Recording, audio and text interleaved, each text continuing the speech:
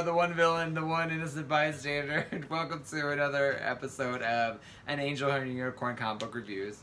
I'm Alan the Unicorn, and with me today is... Just James.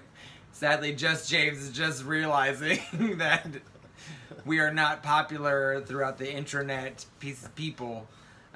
So he's taking it kind of hard today. Poor baby. So... we will forge on for our one viewer today, and maybe if you just text us your number, we'll just call you and we can just chit-chat, invite you over for some brunch if you're close, and our one viewer can come and have a good time. I'm going to go first. So the first one I'm going to do before James ruins all my books that I wanted to do, it's by Red 5 Comics. It's The Butcher Queen. Jim Owsley is the writer, and art by Ben Sawyer. So this is kind of a neo-future into the void, 2120. I assume it's Earth, but I'm not quite. It could be. Doesn't have to be. Doesn't have to be, as of right now. So it says Black Star City. Still doesn't tell me much. So there's a big futuristic neo-popular, it talks about, like, it goes into a lot of the backstory about how aliens have been kind of, it's kind of like, it's almost like a allegory for racism, you know, like, aliens were shipped here, they've kind of been thought as second-class citizens, they do all the bad work, all this stuff, and then there's this group of people that are, you know, that are trying to get rid of or kill off as many aliens as they possibly can, and then this particular person just doesn't care. This particular person that's kind of going through and talking about it is just like, I don't care. It is what it is. You know, I don't care if you're an alien or not. And so it starts off with all these aliens on a subway as they're going through all this. This guy opens this container, and smoke goes through and knocks out all these aliens. Where these people in hazmat suits come and take them off the train to nefarious, ne'er-do-well situations. Then it cuts to the lady, and she has she's kind of fixing something, and she has a robot kind of sidekick, and somebody's contacting her through the news, or she's looking at the news, and then she's like, she finds out that somebody's contacting her to try to find them or help them. And so she's like, okay, they're going to pay, I'll do it. And she's like, it's a paying job, I'll take it. You know, whatever, because we're almost broke, and, you know, everybody's bad, and all things are bad in my life, and I need a job. So she takes this job, they go off to go find this person. It cuts to a group of robots that, again, they release this gas or release this stuff that's in the air, and they collect all the people. All the people disappear in this town. So then cuts back to the bounty hunter, and it's about her, she was trying to find somebody, and then she finds like this like wall of faces, and in this wall of faces is her own face. So she freaks out. It's kind of like a dream sequence.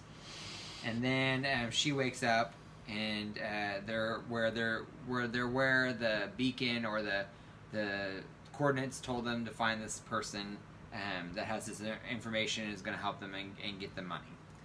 So she's running through, and the soldiers are there. She's going through, and she's like, you know, kicking butt and taking names, and she ends up finally reaching. Her robot sidekick's like walking her through it, and he's like, you know, turn left, turn here. There's a bunch of people here. Da da da. She's like, I'm at a wall, and he's like, jump through it, and she's like, okay. So she jumps through it, and she lands in this big giant hole where she finds the person, and it's this alien eating another alien under the ground, and it introduces itself, and that's where the book ends.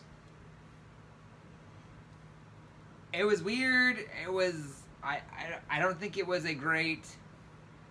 We talk about this a lot on the show. I don't think it was a great number one.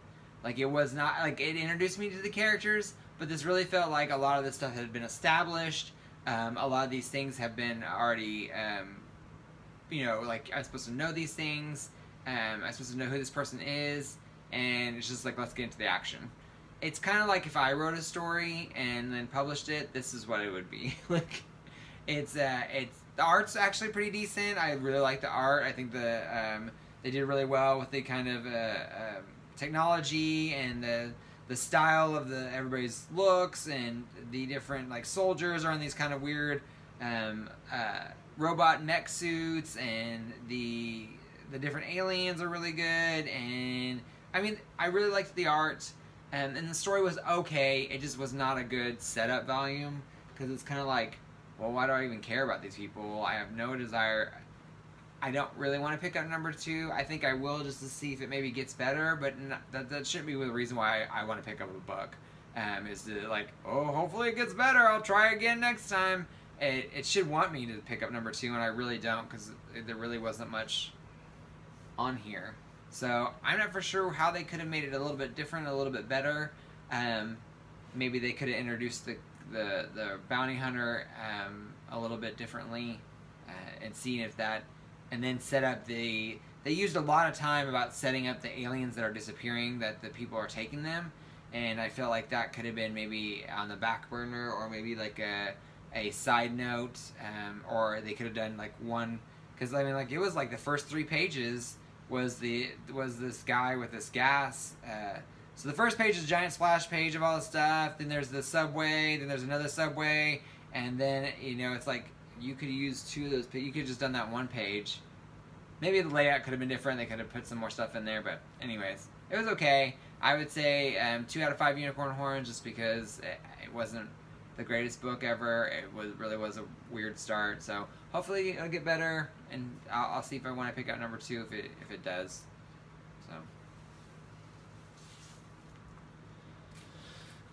I'm starting out with Once and Future number 2 by Boom Studios. It's by Kieran Gillen and Dan Mora. Colored by Tamra Villayan. So,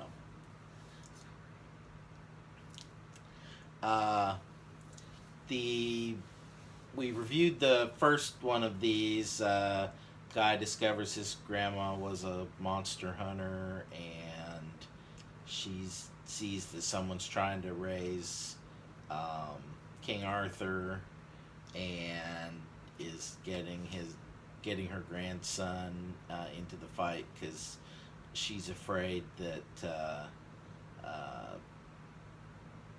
I think they're poking at the nationalism that's rearing its head in today's society. And so this one starts, the grandma's got the grandson driving her through the countryside at gunpoint,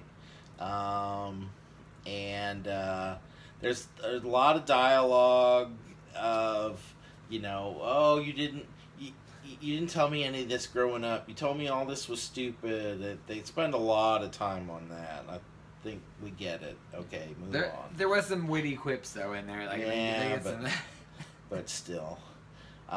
So they get to a lone castle, and there's these 4 women in front of a staircase, and she say they're the ladies of the lake. They down at the base of it, the bad guys from the first issue are around a tomb. Yeah, Yes, sarcophagus. And they find some bones in the sarcophagus.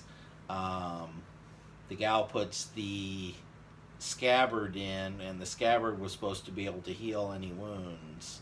So you assume she's trying to bring him back from the dead. And it works. The skeleton gets up and starts regrowing flesh, and the it reaches into a stone and grabs a sword, and the grandma kind of dismisses it. You know, it may be Excalibur, it may just be a sword that happened to be in a stone. So the king cuts one of the bad guys and tastes his blood and says that, oh, you've got Anglo-Saxon blood in you, and kills him. And the grandson's like, I thought this guy was supposed to protect England from the invaders, and the grandma's like, well, who do you think the invaders were? So the skeletal soon he's regrowing his flesh, and the skeleton's kills all the rest of them except the redhead, and he notices that she's a Celt or Celtic or however you pronounce it. So she tells him what her plan is, and the grandmother is now super concerned. The king raises all the dead people he just killed as his knights, and so the grandmother's like, well, we've got to go, we got to get out of here and stop this plan. And the grandson trips on a rock and makes some noise, and all the bad guys notice him, and he says, like, do we start shooting now? And she says, why not? It can't make things any worse. So that's how this one ends. It's good. This one was a little wordy. They kind of need to get on with it. I understand they're setting up all of their stuff, but I'm just super excited that I read something by Kieran Gillen and I actually understood exactly word for word like what was going on. Normally I read his stuff and I have no earthly clue half the stuff that he's talking about, or I feel like there's a totally different book. This one he's actually taking time to set characters up. He's setting his story up. I mean, I definitely agree his pacing maybe could be a little bit different. Like, he definitely needs to get into it. Or, like, they spend a lot of time on, like, him, you know, seeing if they're Anglo-Saxon or not. And there was, like, a whole page of him regrowing. And I think they could have done it a little bit differently. But I'm just really super excited that I understood the whole book. I'm like, what's this other stuff? 20 years ago, yeah, you probably would have needed to go through that. But we've all seen The Mummy. We understand what's going on. I don't disagree, but I really liked it. I liked it. I give it 4 horns out of 5. I'm really enjoying it. I'm looking forward to the next issue coming out. Yes, and I think that's why you wanted more to happen in this book, is because like you're excited about it. It's kind of funny. The premise is kind of interesting. You want to get into it, and so it is really hard when you read a book and you're like, okay, let's do some more. Like, it's over. So that's always really upsetting. Yeah. So I'm gonna do Inferior 5. It is by DC. It is written by Keith Giffen, Jeff Lemire, also with pencils by Keith Giffen and Jeff. I hope it was Lemire. I always heard it Lemire. But Lemire. Okay. That's the way I would have said it, but you never know nowadays. Anyways, so this one's kind of, I don't even know. So I'm just gonna go through it. So it starts off with Arizona, where they're like in this radioactive area. The Slade's escaping. She looks like she's from a hospital. She's got a hospital gown, and all of a sudden this thing appears in front of her, and it has like a a burlap sack, and it's like got an X, a red X on its over its mask, and it's kind of like dressed in this brown, and it finds her, and she's like, why? You know, she's kind of begging for herself, trying to figure out what it, and then all of a sudden she like pretty much explodes, and the thing just walks away from her. So it's set in this town where nothing, like everything's kind of dead, but it keeps talking about like Metropolis being invaded. Did that happen somewhere? That I must have not read that book, because it always talks about the Metropolis, that when Metropolis got invaded, when Superman was run away or dead or something like that, and it's kind of, I'm not for sure the setting. But it keeps talking about that, and this kid is just moved here, and he's trying to find things. His mom kind of grabs him, and is like, we're gonna go do some errands. So they run out. Then the what's the aliens with Dominator? Yeah, the Dominators. They're up there, and they start talking about what is the Force, what is the Resistance, and then it cuts to a girl that's talking about the comic book guy bleeding all over the comic books because his nose bleeds all the time, and he's like gushing blood from his mouth. I don't know. But then it goes back to this town, and then there's another guy and a girl, and they're fighting with each other, and he's like he's wanting to protect her, and she's like, you don't need to protect me. I don't, you know, I can handle myself. And then he smarts off, and she pops him and makes his nose bleed.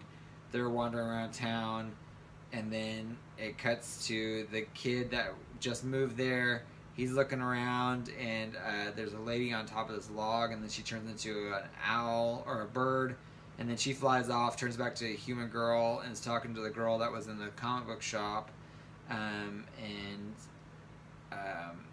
The girl's talking about how she's found some of those X signs, and I guess they're supposed to point to something. And then all of a sudden the mom is missing, and there's more X. I kind of gave up at this point. I don't know what this is. I don't know what this is supposed to be about. I don't know if I missed something, if there was supposed to be more to this. But the book is written horribly. The dialogue is atrocious. The flow of it is not well done. The art is horrible. Like, it looks like somebody's just scribbling along.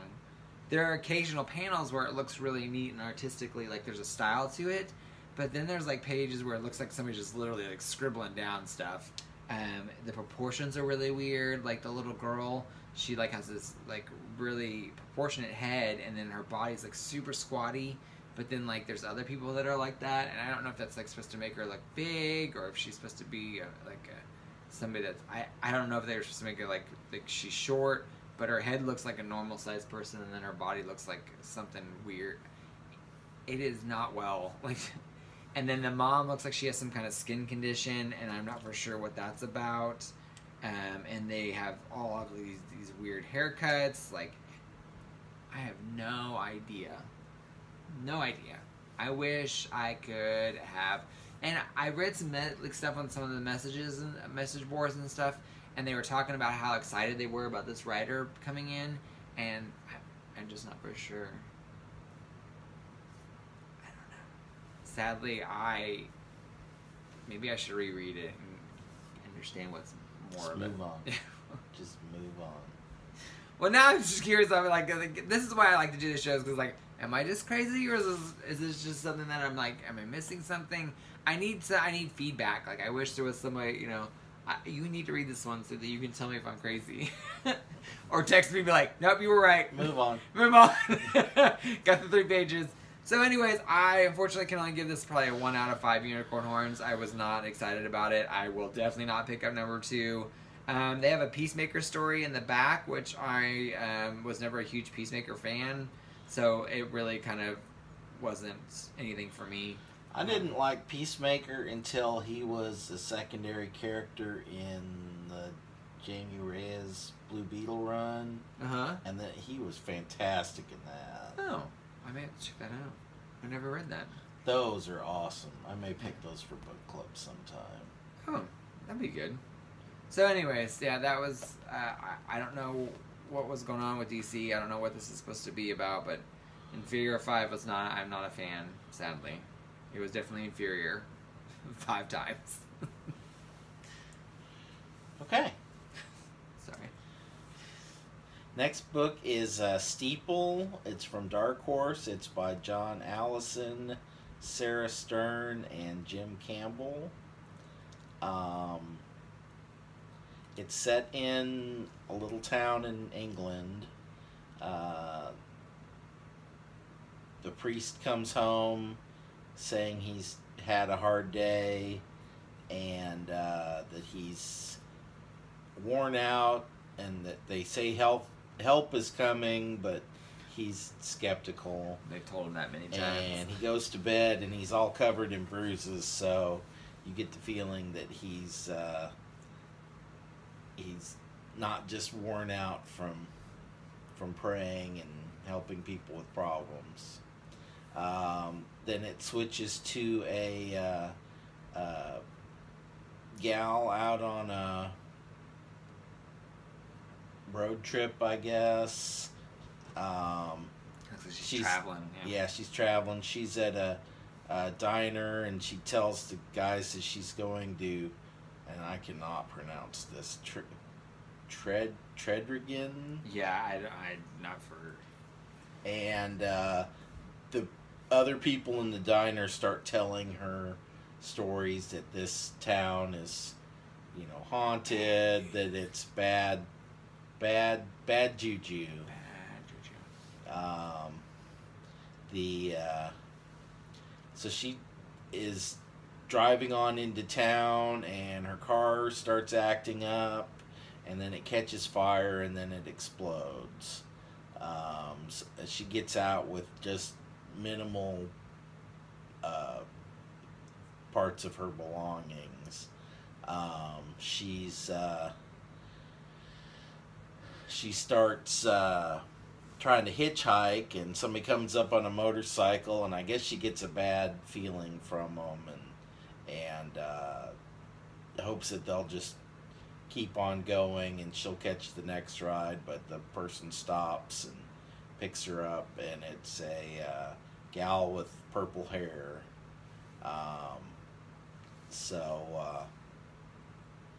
She drives her into town, and she's showing her around, and she's kind of bad mouthing the town, It's just, oh, those houses look nice. Yeah, they're holiday cottages. They're empty 9/10 of the time.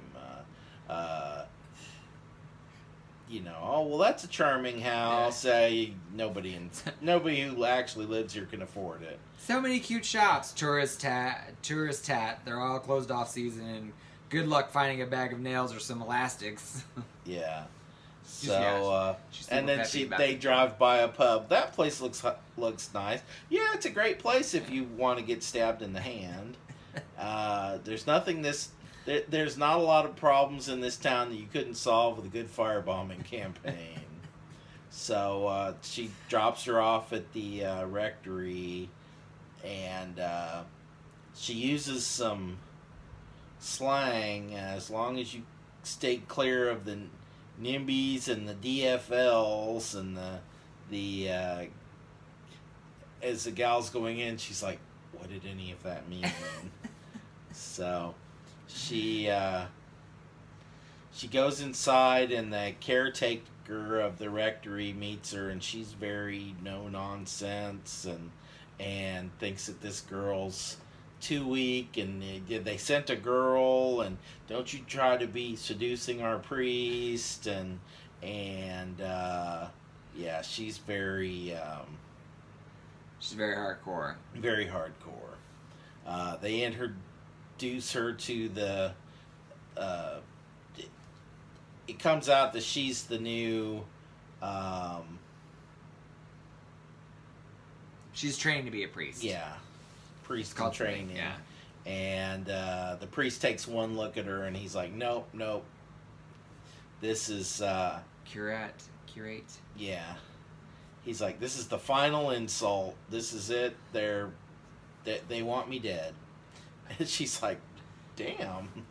So he basically dismisses her.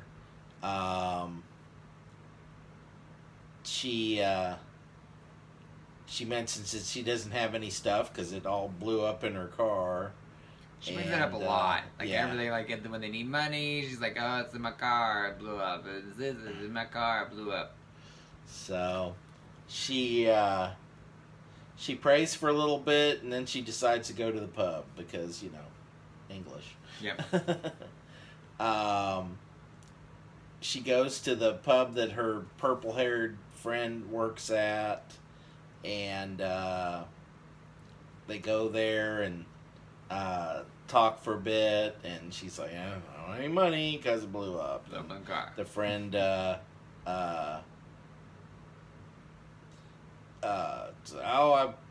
got you, and there's all kinds of weird characters at the bar, and so she's going home, and she sees some guy in the graveyard kind of making weird noises, and she's thinking that he's grieving, and then she looks up and sees the priest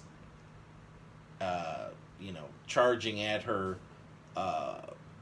full bore, and she thinks he's gonna beat her up, and then he grabs who she thought was a mourner and starts beating him up, and she's pulling him off. She thinks the priest has lost it, and so then she goes over to the mourner and finds out he's a monster.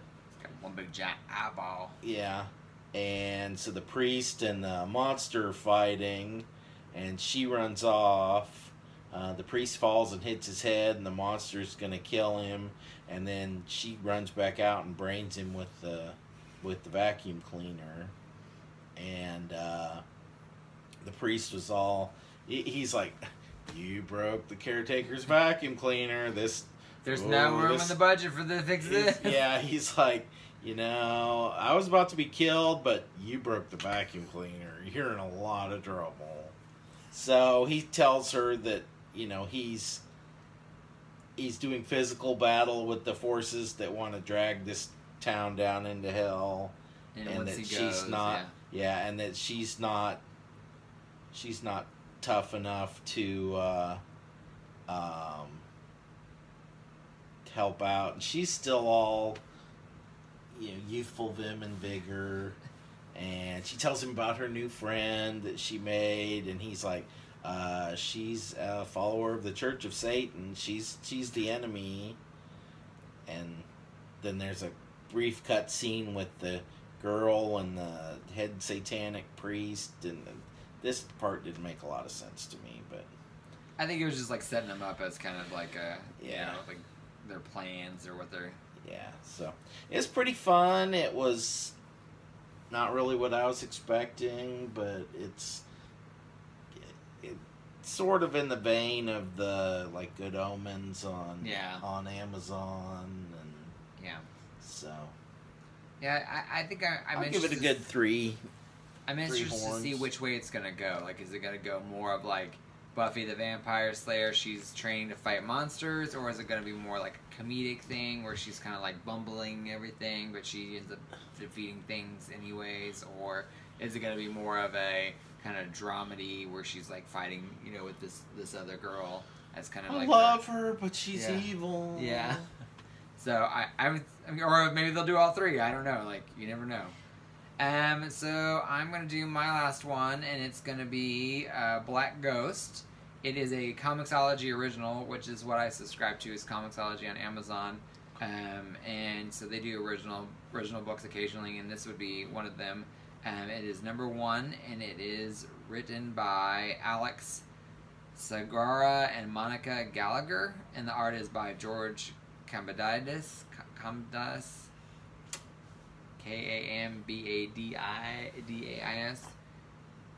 Kambadais. George. Yeah, George. Which is really sad because I actually like his art. I've followed a couple of books that he's done. He did the Short Life of Miranda something or other, and it was really good. But they didn't end it, or they didn't ever finish it. But it was really neat. That was a good kind of like series that he did, but it never went anywhere. So this one starts off with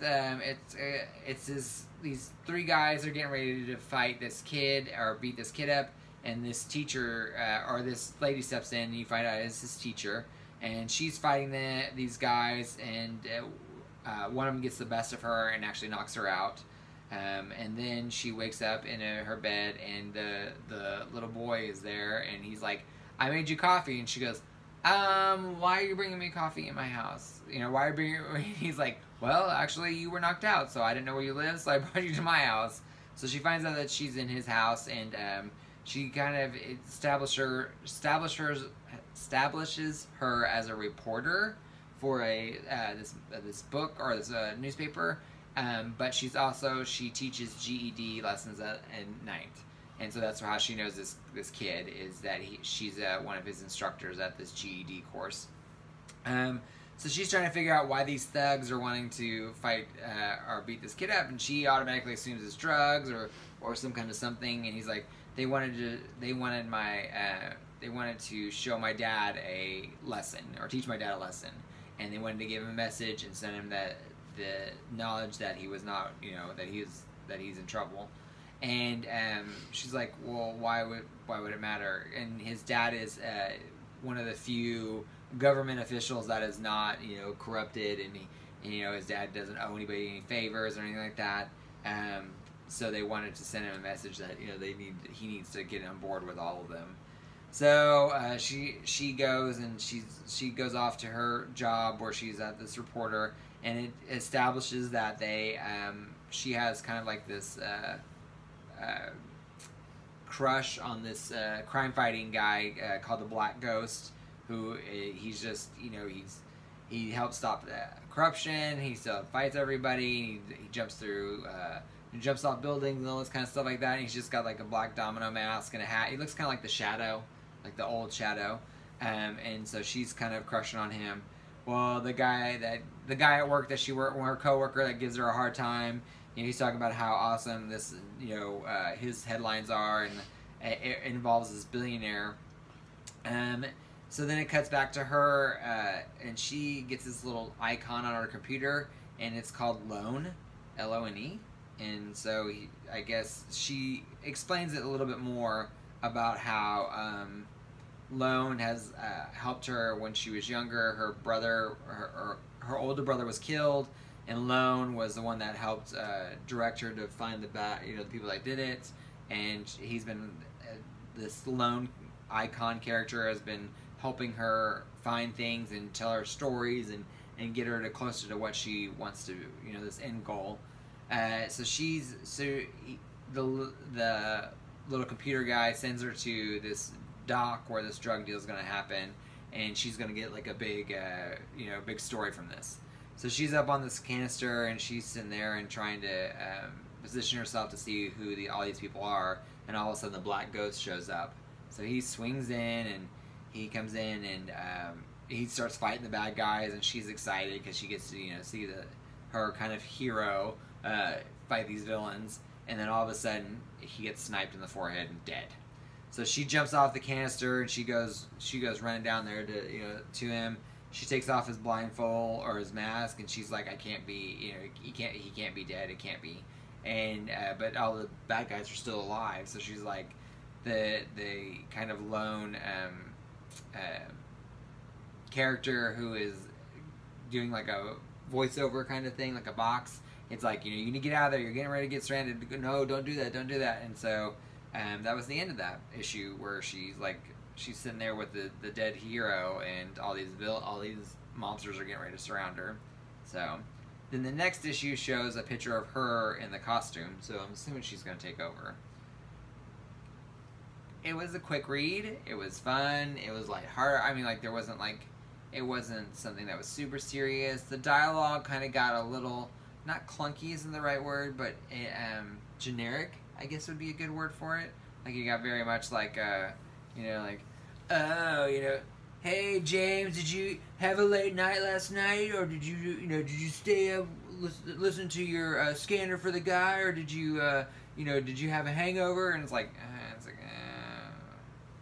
like kind of weird, that generic dialogue that kind of like nobody talks like that.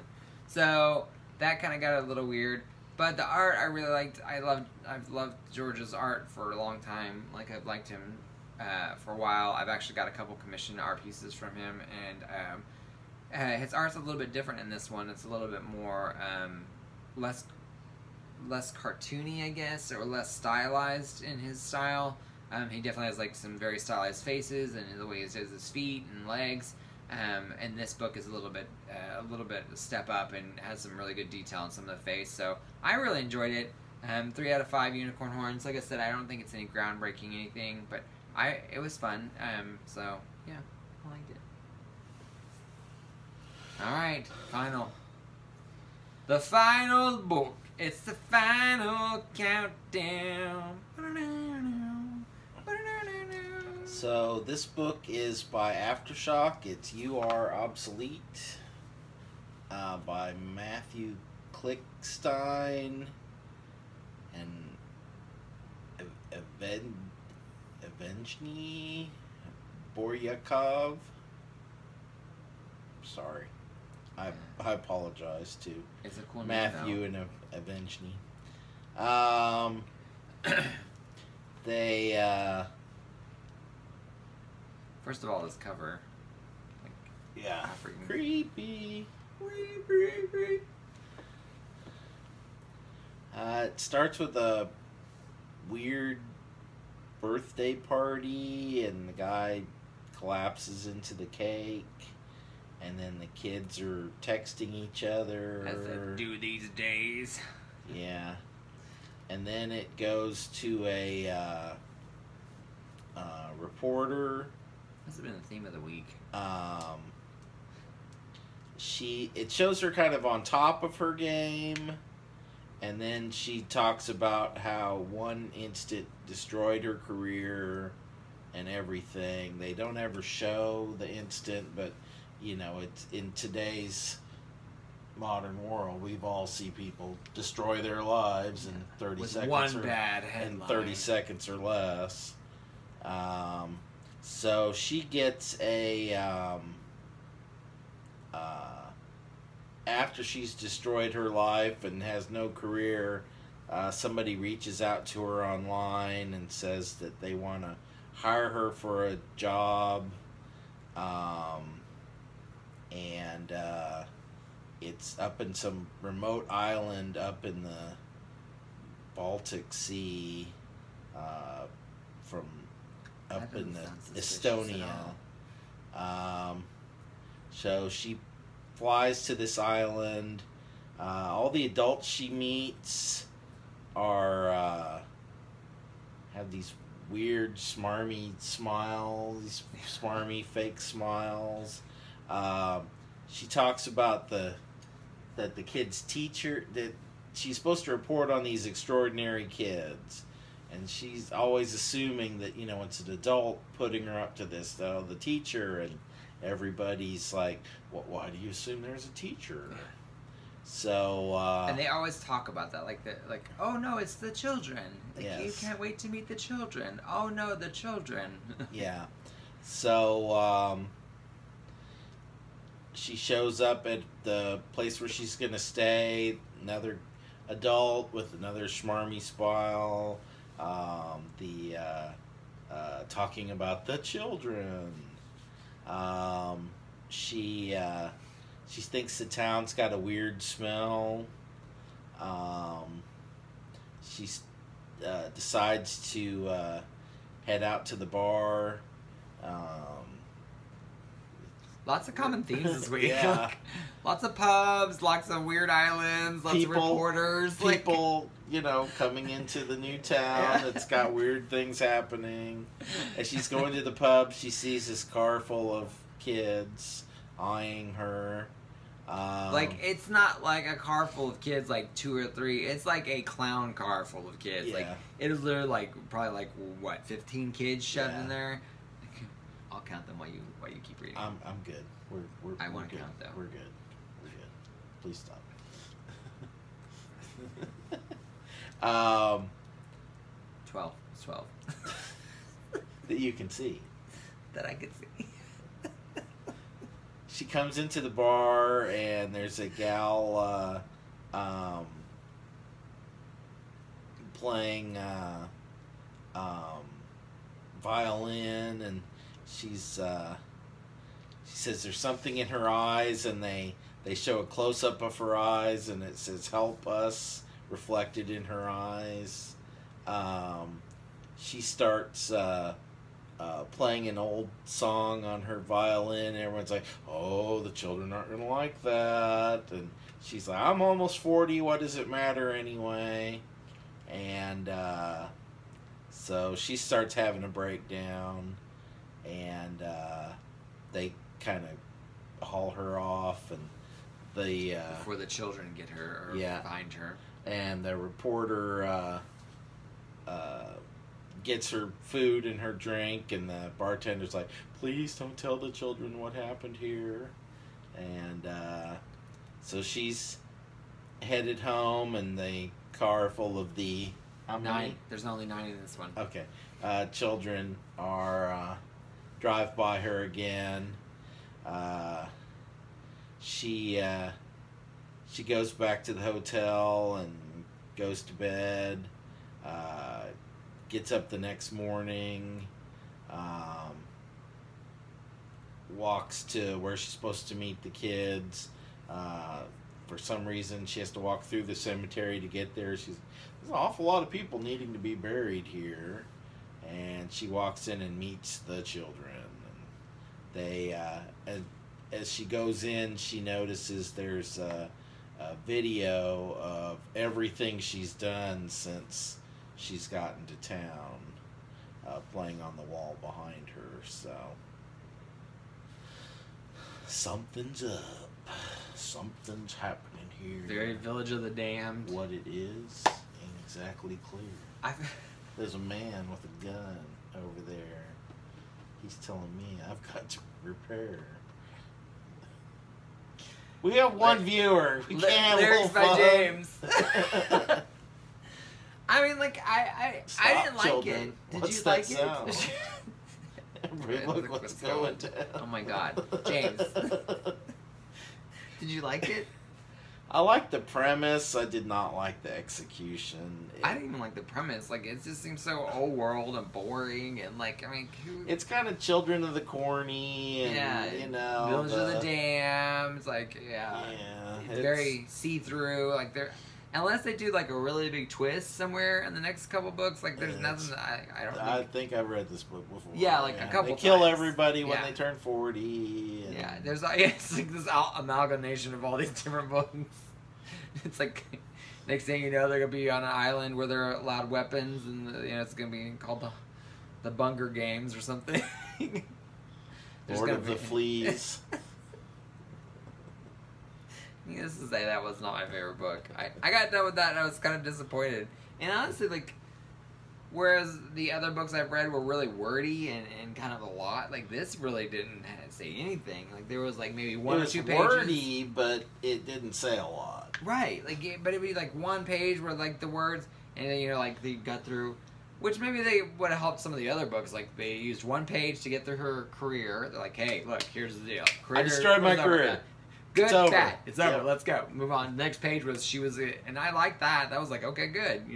He gave me enough backstory to kind of continue on, but then you gotta get. I don't need to know how she destroyed. I'm curious to know how she destroyed her career, but really for the story, I don't need to know. Yeah, that's something you can bring up later. It's destroyed. Yeah. As of right now, we've all seen somebody implode. Yes, especially in the modern world with the 24 the videos and cameras, 24/7 news cycle, fact checking. Yeah. But the other thing was I didn't. They just kind of like a lot of the panels were very blank, and so they didn't do anything with them. And it, as where they set up. So if you read the book Sink, which is really really good. If you don't read it, then if you are into horror or suspense, like that is a messed up book, and it's really good though. But they really they have a way of making the whole thing seem creepy. and dirty and weird and like make you feel awkward. This one, I think they were trying to go for that, but it didn't quite work. Like when they, like the car full of kids driving by, it just looked weird. Like it just looked like a clown car full of kids, and you're just like, that's not weird or creepy. It's just, what the heck? Like I don't get it. Like I don't know if they could have maybe done a different style or a different type of art, or maybe like not make things as bright on some of their. But a lot of that stuff was, I think they were going for a certain impact and it didn't quite work as well as they wanted to. So. I didn't give it a really big score. I gave about 2 out of 5 unicorn horns. 2.5. Yeah. Sadly. Man, not a lot of really good books this week. Did you read anything else this week? I read Soft Wood by Heavy Metal. It's a kind of a funny anthology. Bunch of short stories, some limericks. Inappropriate limericks. Sounds about right for Heavy Metal. Yeah. One cartoon, they've got little one-shot 4-panel cartoons, and so, would you eat human flesh to survive? And there's a guy in a sailor suit, no, and a guy in a sailor suit, never, and a polar bear in a sailor suit, maybe. And the two guys look over at the bear, and the bear's like, funny. That is pretty funny. And then, there's a short of a worker that's, he's had enough and he's going to commit suicide. And he jumps off this building. And as he jumps, this security bar, catches him in a tractor beam. And says, well, you've broken all these laws. You went into this building without access. And you're dissatisfied with your lot in life, and then you tried a non-authorized suicide attempt. The penalty is death, and they turn off the tractor beam, and he splats to his death. That's like, we just want you to know. Which one did you know? We knew you knew. Yeah. And then there's some angels up in heaven listening to angels rocking out, and people. Their earlier stuff was better. So, it's cute little stuff. Little funnies. I got Van Helsing, the daughter, Dracula's daughter.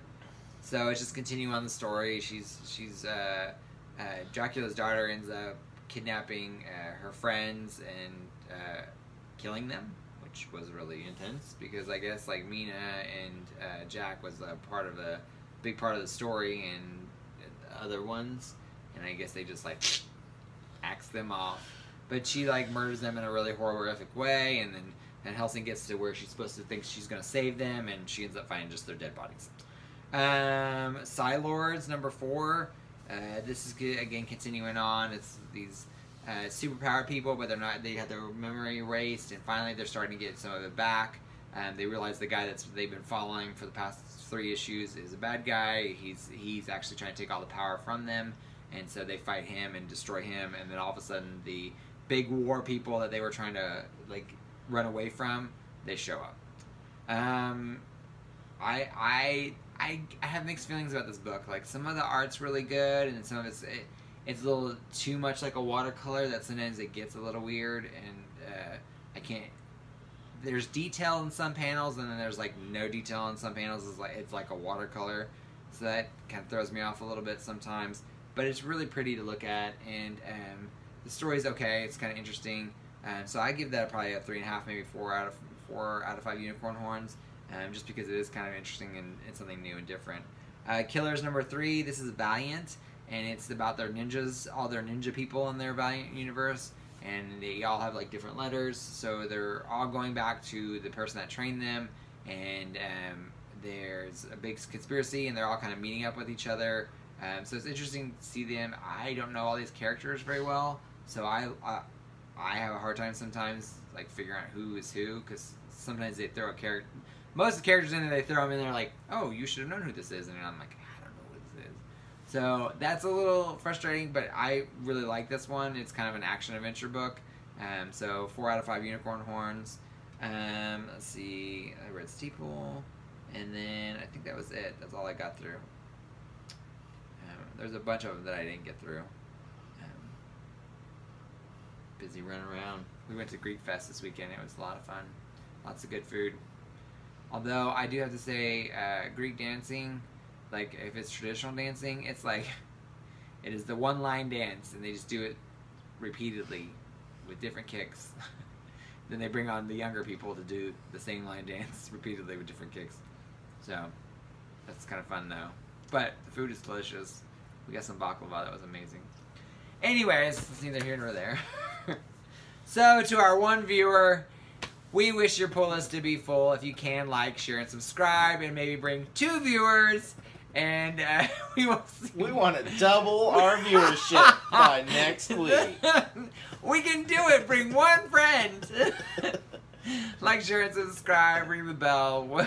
Until then, we're just going to keep babbling on and making videos anyways. Well, at least I will. James will, I'm sure, will eventually get bored and abandon me at some point. But that's okay. I'll bring him back at some point. We'll drug him and like bring him back with a burlap, you know. And with the is James. Oh, son of a! So until that time, we wish your pull list is full. Have a great week. Bye.